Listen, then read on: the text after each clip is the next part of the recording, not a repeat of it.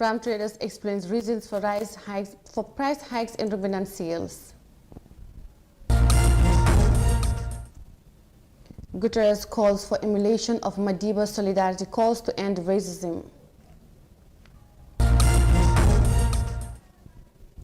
South Africans rise up against looting riots over Zuma jailing. This and more coming on this week newscast.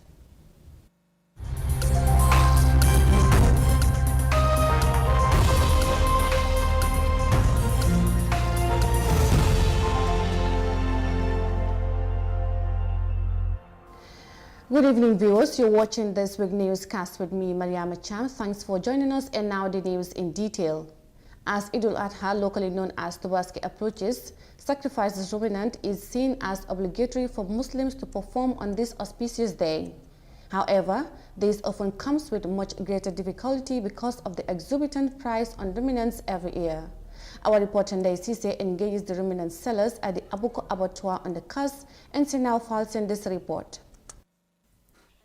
al-Adha, also known as the Tobaski feast, is an important Muslim feast which reminds them of Prophet Ibrahim's obedience to Allah.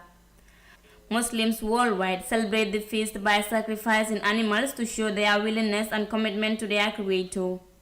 Speaking to some of the ruminant sellers about this year's sales, many cast blame on the foreign exchange rate as a major contributing factor to the price hike in ruminants. Wow, hari seer nañ. Rams are expensive, and this is due to the high rate of foreign exchange.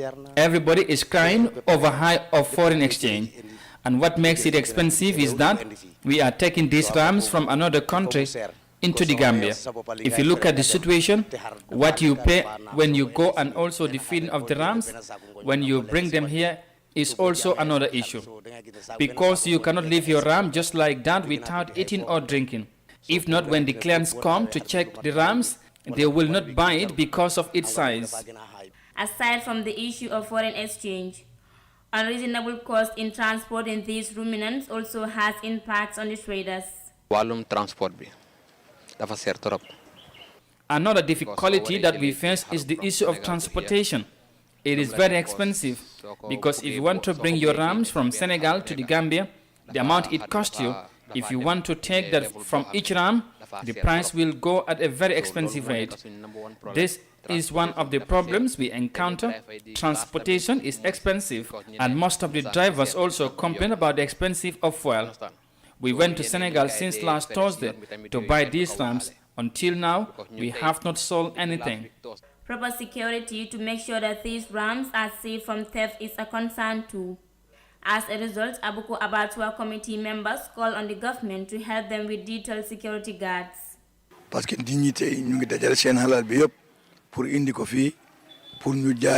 These traders brought their rams here to sell so that they can earn something.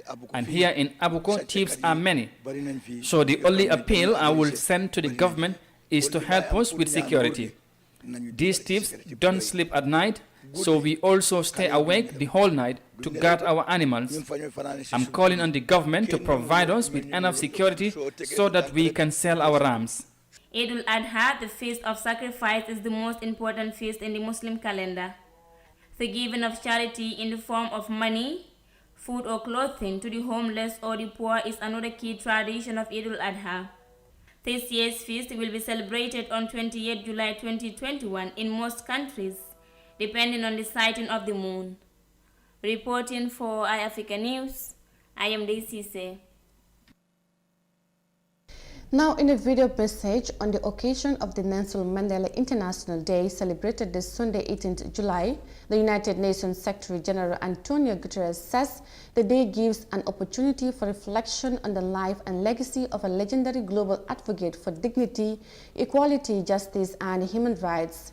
Guterres enjoins people to emulate Madiba's calls for solidarity and to end racism, which he says is threatening to social cohesion. Details of that in this report by Omar Ahmad Toure.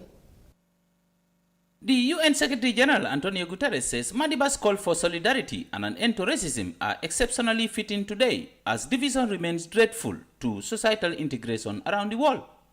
Each year on this day, Nelson Mandela's birthday, we pay tribute to this extraordinary man who embodied the highest aspirations of the United Nations and the human family.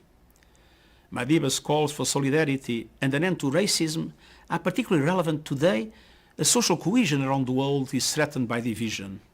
These divisions, according to Secretary Guterres, brings disunity in society with vulgar speech, deception, skepticism about science and sabotaging democracies.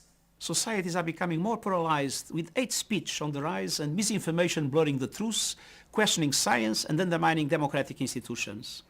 He says the ongoing COVID-19 pandemic has compounded these ills and has deterred years of progress in the global fight against poverty.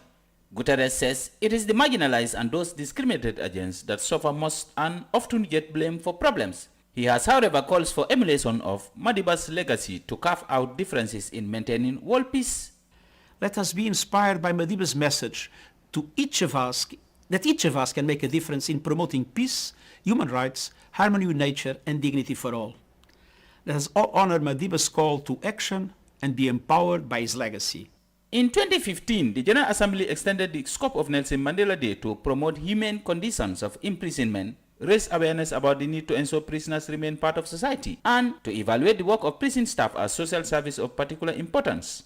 The Assembly passed a resolution for adoption of the revised UN Standard Minimum Rules for the treatment of prisoners and renamed them as Nelson Mandela Rules to honor the legacy of the late President of South Africa, who spent 27 years in prison in the course of his struggle. Nelson Mandela, who died in 2013, aged 95, was a South African anti-apartheid revolutionary who served as South African president from 1994 to 1999. His negotiations in the early 90s with South African President F.W. de Klerk helped end the country's apartheid system of racial segregation and ushered in a peaceful transition to majority rule. Reporting for iAfrica TV, I am Omar Ahmad Toure.